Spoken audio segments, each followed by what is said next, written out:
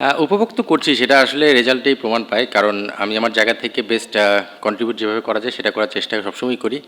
আর রিস্কের কথা যদি বলেন, আমি আসলে রিস্ক মনে করি না। কারণ আমি আসলে আমার 2011-তে যখন খেলা ছেড়েছি, তারপরে আমার স্বপ্ন ছিল যে কোচিং লাইনেই থাকবো। যে কোনো কারণেই হোক, লম্বা সময় সিলেকশন প্যানেলে ছিলাম 9 বছর। তারপরে যখন কোচিং আসলাম, ভেবে চিন্তে এসেছি। সো আমি আসলে রিস্ক না, আমি মনে করি যে আমি যেভাবে কাজ করছিলাম, সিলেক্টর থাকা অবস্থায় প্লেয়ারদের সঙ্গে যেভাবে কমিউনিকেশন হচ্ছিল বা আন্ডারস্ট্যান্ডিং এগিয়ে যাচ্ছিলাম, সবাই ফিল করতো, আমাকে বলতো যে আসলে কোচিং আসলে হয়তো ভালো করবে। সেটাও আমাকে কনফিডেন্স দিয়েছে। আর সময়ের সঙ্গে সঙ্গে ঢাকা লিগ, তারপরে এবার বিপিএলে কাজ করা, নিশ্চিতভাবেই প্লেয়ারদের ক্রেডিটে আগে দিতে হবে। কিন্তু আমি একটা জায়গায় নিজের জায়গা থেকেও বলতে পারি, প্লেয়ার সিলেকশনের কাজটা যেহেতু করে এসেছি, টিম সিলেকশনের ক্ষেত্রে, টিমের জেলিং তৈরির ক্ষেত্রে সেই কাজগুলো আলহামদুলিল্লাহ ভালো মতো এগিয়ে যাচ্ছে। তার ফলে কিন্তু দুইটা ইভেন্ট পরপর করলাম, যেখানে সাকসেসফুলি এখন পর্যন্ত মনে হচ্ছে নিশ্চিতভাবে 23 তারিখ ফাইনালের পরে আর একটু ভালো মতো রিপ্লাই দিতে পারবো। এটা অবশ্য আমি একাই ক্রেডিট দিব না। এটা আমি যখন টিম করা শুরু করি, হাসান মাহাদি আপনারা জানেন আমাদের টিম অপারেশনস হেড, হাসান মাহাদি ছিল, অমলান আমাদের সঙ্গে কাজ করেছে। আমরা তিনজন টিমটা যখন শুরু করেছি, তখন বিদেশি প্লেয়ার ডিরেক্ট সাইনিংয়ের অপশনটা নিয়ে অনেক ওয়ার্কআউট করেছি। স্বাভাবিকভাবেই আমার প্রথম ডিরেক্ট সাইনিং কিন্তু বিনুরা ছিল। এটা হয়তো অনেকেই জানে না, বিকজ আমি গত বছর যেহেতু কমেন্ট্রি করেছিলাম, খুব কাছ থেকে প্লেয়ারদের নিয়ে অ্যানালিসিস করার সুযোগ হয়েছিল। সেখান থেকে একটা ট্রাস্ট তৈরি হয়েছিল যে এই বলারটাকে আমি যদি ইউজ করতে চাই, তাহলে যদি তার কাছ থেকে বেস্ট আউটকাম নেওয়া সম্ভব, সে বেস্ট কিছু দিতে পারবে। এবারও একটা জিনিস দেখবেন, তাকে নেওয়ার পরে কিন্তু তার জানেন যে ইনজুরি কিছু কনসার্ন রয়েছে। তাকে খেলানোর ক্ষেত্রেও কিন্তু আমরা বেছে বেছে কিছু জায়গায় মানে ওয়ার্কলোড ম্যানেজমেন্টের ব্যাপারটা চিন্তা করেই খেলিয়েছি। কিছু ইম্পর্টেন্ট ম্যাচেও প্রয়োজনে কিন্তু তাকে ব্রেক দিয়ে চিন্তা করেছি যে পরের ম্যাচের জন্য রেডি করব। সো কিছু এরকম প্ল্যান ছিল, বাট পিক করার ক্ষেত্রে সবচেয়ে বড় যে বিষয়টা, আমার ডিরেক্ট সাইনিং 1 নম্বর প্লেয়ার ছিল কিন্তু বিনুরা। বিকজ আমি জানি যে Bangladeshi left arm pace bowler আপনি যদি দেখেন, মুস্তাফিজ এবং শরীফুলের পরে আরেকটা নাম খুঁজতে গেলে অনেক সময় লাগে। যেই কারণে কিন্তু আমি জানি মুস্তাফিজ ডিরেক্ট সাইনিং হয়ে যাচ্ছে, শরীফুলকে বিট করতে গেলে অকশনে বেশ অনেক টাকা নিয়ে হয়তো নামতে হবে।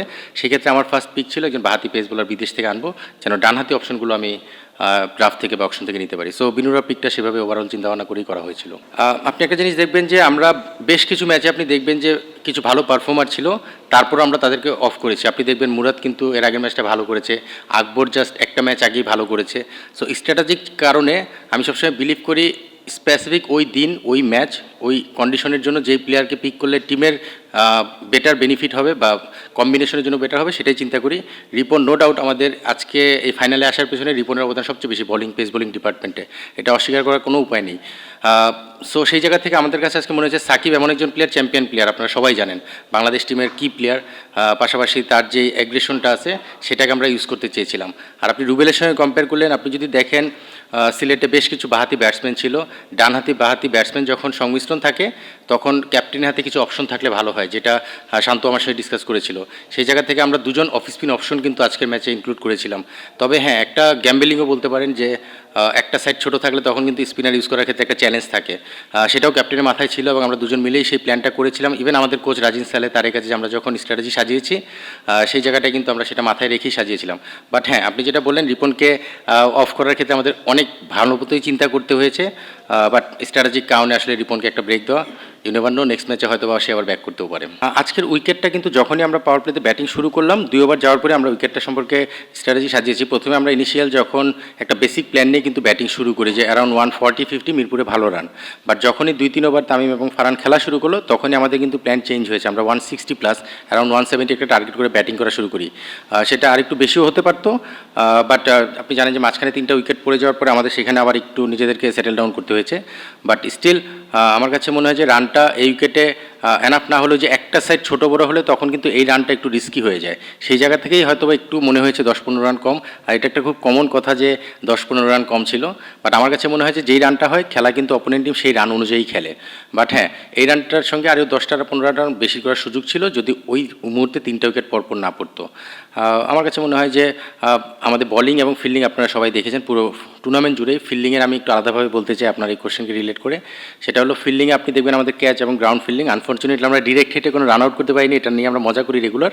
বাট আমাদের ফিল্ডিং কোচ আবুল বাশারের কথা আমি বলতে চাই। এই নামটা কখনোই সামনে আসে না। আবুল বাশার কী পরিমাণ হার্ডওয়ার্ক করছে ফিল্ডিং কোচ হিসেবে, সেটা যদি আপনারা দেখেন, মাঠে আজকে ফারহান 5টা ক্যাচ নিয়েছে।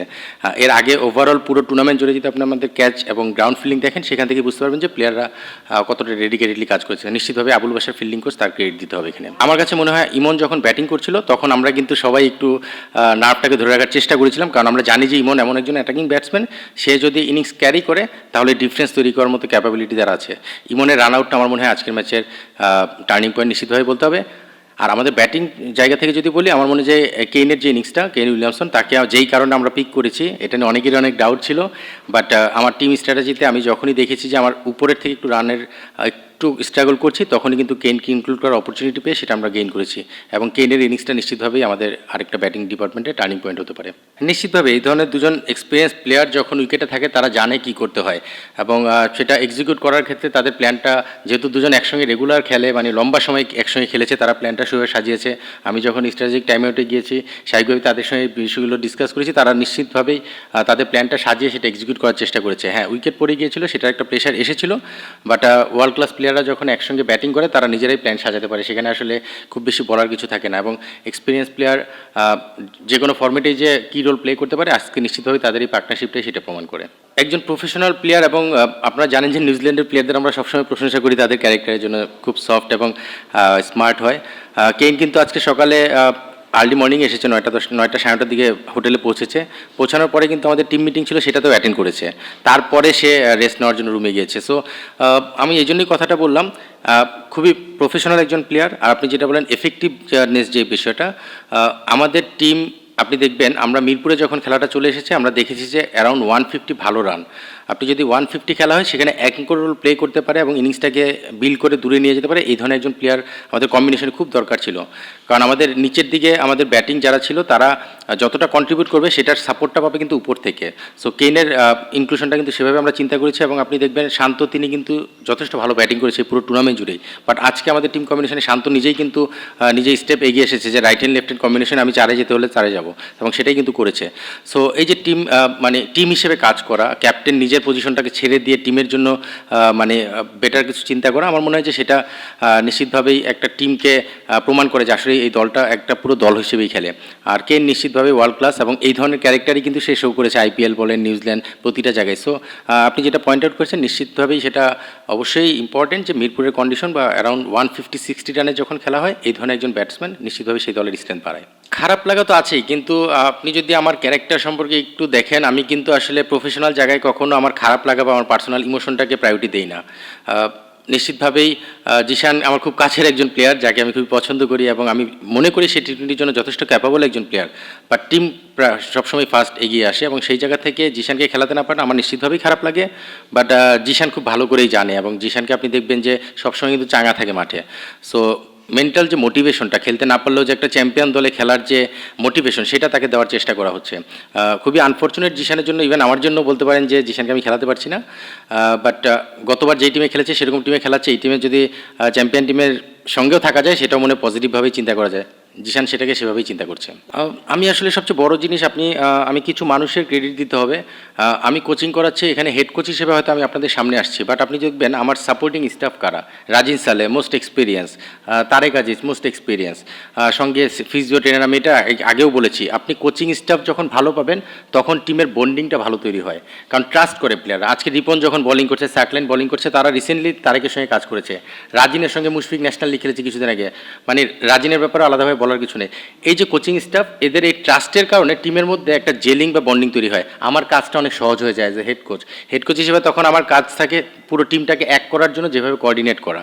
সো নিশ্চিতভাবে টেকনিক্যাল অনেক বিষয় থাকে, সেগুলোতে আমি আমার রোল প্লে করার চেষ্টা করি, বাট আমার সাপোর্টিং যারা রয়েছে তাদের কারণে আমার কাজটা অনেক সহজ হচ্ছে। ইভেন আবনিতে আপনি দেখবেন তারেক আমার সঙ্গে ছিল, ইফতিসান এরাই ছিল, ইভেন টিম বয়দের কথা বলতে হবে, এই 4জন টিম বয় আমার আবনিতেও ছিল।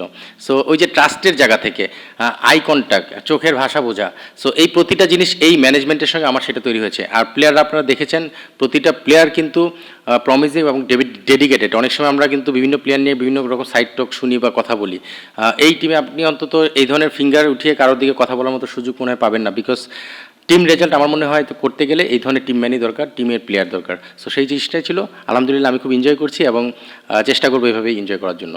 আসলে আজকে সকালে এসেছে, টিম মিটিং অ্যাটেন্ড করেছে, রেস্ট নিয়েছে, তারপর মাঠে এসেছে, খুব বেশি সে অ্যাটাচমেন্টের সুযোগ হয়তো পায়নি।